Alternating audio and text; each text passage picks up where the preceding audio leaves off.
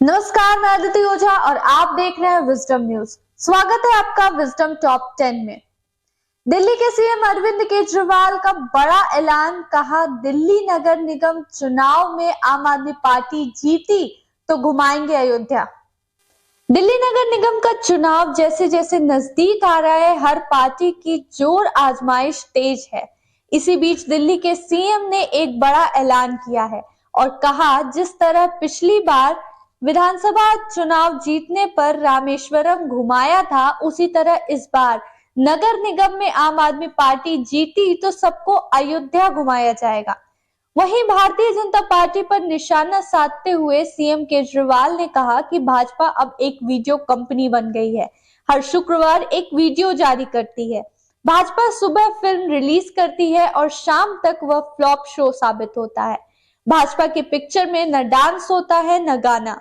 CM Arvind Kejriwal ने कूड़े के मुद्दे पर कहा कि मुझे गाली देने से दिल्ली का कूड़ा साफ नहीं हो जाएगा।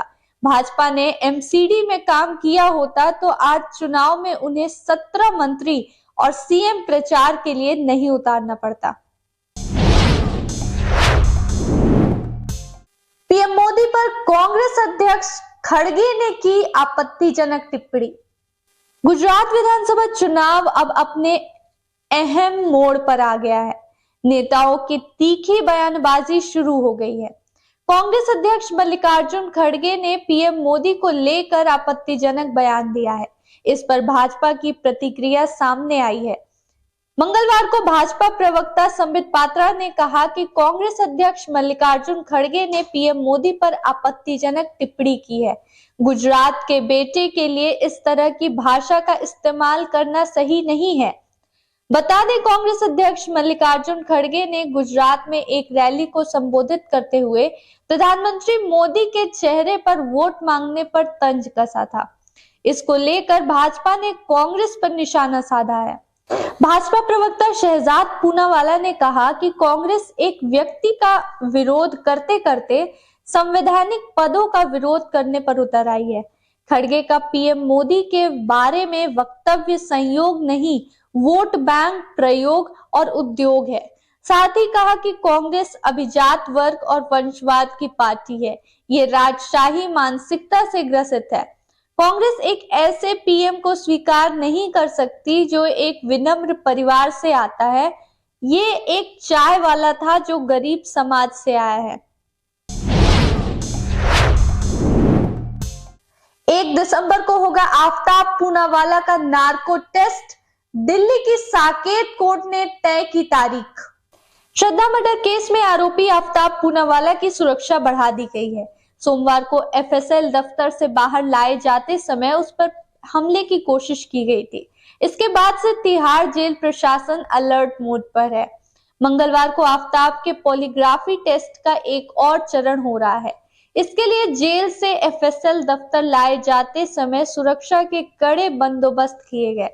आफ्ताब के पॉलीग्राफी टेस्ट का ये 5वां दौर है। इससे पहले 4 बार ये टेस्ट हो चुका है। पुलिस ने कई अहम सवाल पूछे हैं। इस बीच दिल्ली की साकेत कोर्ट ने आफ्ताब के नार्को टेस्ट की तारीख तय कर दी है। कोर्ट के आदेश के मुताबिक दिल्ली पुलिस 1 दिसंबर को नार्को टेस्ट करवाएगी। दिल्ली पुलिस ने पिछले दिनों इसकी अनुमति मांगी थी। एमपी में खाद की कालाबाजारी, शिकायत के बाद भी दुकानदारों पर नहीं हुई कार्रवाई। मध्य प्रदेश के टीकमगढ़ जिले में खाद के लिए किसान परेशान हैं। वहीं दुकानदार ऊंचे दाम में खाद बेच रहे हैं। हालांकि प्रशासन में शिकायत करने के बाद भी अब तक उर्वरक की कालाबाजारी में कोई सुधार नहीं हुआ है। जी हां, हम बात कर रहे हैं विकासनगर खंड बलदेवगढ़ क्षेत्र के खड़गापुर नगर की। यहाँ सरकार द्वारा अधिकृत खाद विक्रेता खुलेआम निर्धारित कीमत से अधिक दामों में खाद बेच रहे हैं। इस मामले में किसानों का कहना है कि 1350 रुपए की डीएसपी खाद की बोरी 1600 रुपए में और 266 रुपए की यूरिया की बोरी 480 रुपए में खुलेआम बेची जा रही है। खास बात यह है कि इसकी शिकायत करने पर भी अभी तक इन दुकानदारों के खिलाफ कोई कार्रवाई नहीं की गई है। किसानों का आरोप है पीएस गड़बड़ झाले में सब मिले हुए हैं। किसानों से निर्धारित दामों से ऊंचे दामों पर बेचने वाले दुकानदारों के वीडियो सोशल मीडिया पर वायरल हो रहे हैं। वीडियो वायरल होने के बाद भी अधिकारी उन दुकानदारों पर कार्रवाई करने की हिम्मत नहीं जुटा पा रहे हैं। किसानों का आरोप है कि खाद विक्रेता अधिकारियों के संरक्षण में ही मनमानी दामों पर खाद बेच रहे हैं। खास बात यह है कि जो किसान इसकी शिकायत करता है उसको खाद नहीं दिया जाता। साथ ही शिकायत करने वाले किसानों के लिए खाद लेने के लिए तरह तरह के नियम बता दिए जाते हैं, जिस वजह से वो परेशान हो जाते हैं। आईएसआई के प्रमुख जनरल फैज अहमद होंगे रिटायर। पाकिस्तान के सेना प्रमुख नहीं चुने जाने के बाद लिया फैसला। पाकिस्तान के नए सेना प्रमुख की नियुक्ति के बाद आईएसआई के पूर्व प्रमुख लेफ्टिनेंट जनरल फैज हामिद ने जल्द ही सेवानिवृत्त लेने का फैसला कर लिया है। आईएसआई के पूर्व प्रमुख और पाकिस्तान के शीर्ष सैन्य अधिकारियों में से एक लेफ्टिनेंट जनरल फैज हामिद ने मंगलवार को यह घोषणा की। पाकिस्तान की मीडिया रिपोर्टों के मुताबिक सेना प्रमुख के रूप में नियुक्त नहीं होने के बाद उन्होंने जल्दी सेवानिवृत्ति लेने का विकल्प चुना है। जनरल हामिद सेना प्रमुख के पद के लिए जनरल हेडक्वार्टर द्वारा चुने गए 6 वरिष्ठतम जनरलों में से एक थे। ये सूची पिछले हफ्ते प्रधानमंत्री शहबाज शरीफ के पास मंजूरी के लिए भेजी गई थी। पाकिस्तान के डॉन न्यूज टीवी ने बताया कि Bahawalpur corps commander lieutenant general Hamid ने देश के सेना प्रमुख के रूप में नहीं चुने जाने के बाद जल्दी सेवानिवृत्ति लेने का फैसला किया है। विरोधी प्रदर्शनों को लेकर सतर्क हुई चीन की कम्युनिस्ट सरकार। सोशल मीडिया से लेकर सड़क तक हो रही कड़ी निगरानी। चीन की कम्युनिस्ट सरकार और प्रशासन देश के विभिन्न शहरों में हो रहे विरोध प्रदर्शन को लेकर काफी सतर्क हो गया है। अब वो इस बात के लिए पूरी तरह तैयार दिखाई दे रहा है कि सड़कों पर लोग किसी भी तरह का विरोध प्रदर्शन ना कर सके। इसके लिए हर शहर में, खास तौर पर उन शहरों में जहां पर बीते दिनों जीरो कोविड नीति के खिलाफ लोग सड़कों पर उतरे हैं, सुरक्षा के खास इंतजाम किए गए हैं। चप्पे चप्पे पर पुलिस कर्मी नजर बनाए हुए हैं। वर्दीधारी सुरक्षा कर्मियों के अलावा कई जगहों पर सादे कपड़ों में भी पुलिस कर्मियों को तैनात किया गया है। हांगकांग में भी पिछले दिनों व्यापक पैमाने पर विरोध प्रदर्शन हुए थे, जिनमें राष्ट्रपति शी के विरोध में जमकर नारेबाजी हुई थी। ऐसे में अब प्रशासन पूरी तरह से सतर्क हो गया है। चीन में हांगकांग काफी संवेदनशील माना जाता है। यहाँ पर चीन से आजादी के लिए कई बार लोग सड़कों पर उतर चुके हैं। इजराइल के फिल्म मेकर और स्क्रीन राइटर नदाव लपिड ने फिल्म कश्मीर फाइल्स पर दिया विवादित बयान। सोशल मीडिया पर मचा कोहराम। इजराइल के फिल्म मेकर और स्क्रीन राइटर नदाव लपिड के विवेक अग्निहोत्री की फिल्म द कश्मीर फाइल्स पर दिए गए विवादित बयान ने सोशल मीडिया पर कोहराम मचा दिया है। गोवा में आयोजित हुए 53वें international film festival of India के जूरी प्रमुख नदाव लपिड ने अनुपम खेर और मिथुन चक्रवर्ती स्टारर फिल्म को वल्गर प्रोपेगेंडा कहा। साथ ही उन्होंने ये भी कहा कि ये फिल्म परेशान कर देने वाली है। एक्टर अनुपम खेर और फिल्म मेकर अशोक पंडित ने भी कड़ा विरोध जताया है। साथ ही लेपिड के बयान पर इजराइल के राजदूत नाओर गिलोन ने उन्हें फटकार लगाई।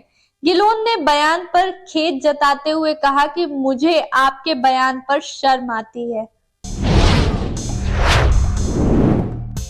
नदाव लपिड के बयान का संजय राउत ने किया समर्थन। बोला, फिल्म के बाद हुई सबसे ज्यादा हत्याएं। फिल्म द कश्मीर फाइल्स पर आईएफएफआई के जूरी हेड नदाव लपिड का बयान सुर्खियों में है।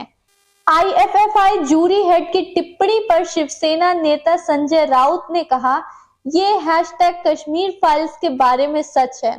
एक दल द्वारा दूसरे दल के विरुद्ध दुष्प्रचार किया जा रहा था। एक पार्टी और सरकार प्रचार में व्यस्त थी, लेकिन इस फिल्म के बाद कश्मीर में सबसे ज्यादा हत्याएं हुई। कश्मीरी पंडित और सुरक्षा कर्मी मारे गए। उन्होंने आगे कहा, तब कहां थे ये कश्मीर फाइल्स वाले? कश्मीरी पंडितों के बच्चे भी आंदोलन कर रहे थे, तब कहां थे? तब कोई आगे नहीं आया। न कश्मीर फाइल्स 2.0 की कोई योजना थी, उसे भी बनाओ। विवेक अग्निहोत्री द्वारा निर्देशित फिल्म द कश्मीर फाइल्स पर इजरायली फिल्म निर्देशक मादक लैपिड की टिप्पणी के बाद विवाद बढ़ता ही जा रहा है। अब इस मामले में राजनेताओं के साथ साथ सेलिब्रिटीज ने भी अपनी राय सामने रख रहे हैं। इंडियन ओलंपिक एसोसिएशन की 16वीं अध्यक्ष बनी पीटी उषा आईओए की बनी पहली महिला अध्यक्ष। दिग्गज athlete PT Usha Indian Olympic association की पहली महिला अध्यक्ष बन गई। उषा आईओए की 16वीं अध्यक्ष हैं।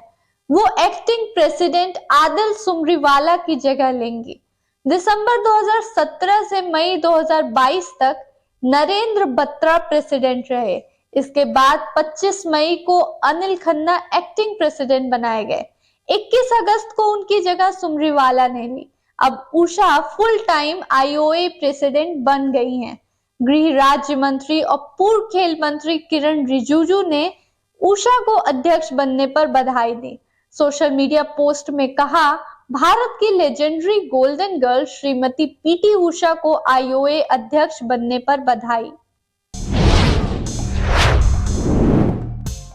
कतर में समलैंगिकता से जुड़े कानून का विरोध, एलजीबीटीक्यू का झंडा लेकर मैदान में घुसा फैन।